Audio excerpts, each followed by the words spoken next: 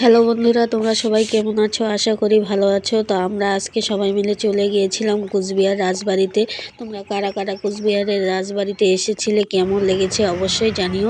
তো আমরা মেন দিক দিয়ে না গিয়ে আমরা সাইড দিয়ে ঘুরে ঘুরে তারপরে রাজবাড়ির সামনে গিয়েছিলাম।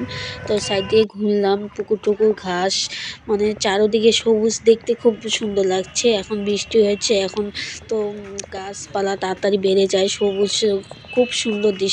দেখো কি সুন্দর লাগছে, আমার তো খুব ভালো লাগে। তোমাদের কেমন লাগে অবশ্যই জানিও। তো রাজবাড়ির ভিতরে তো ভিডিও করা যায় না, তোমরা সবাই জানো যারা যারা গিয়েছো।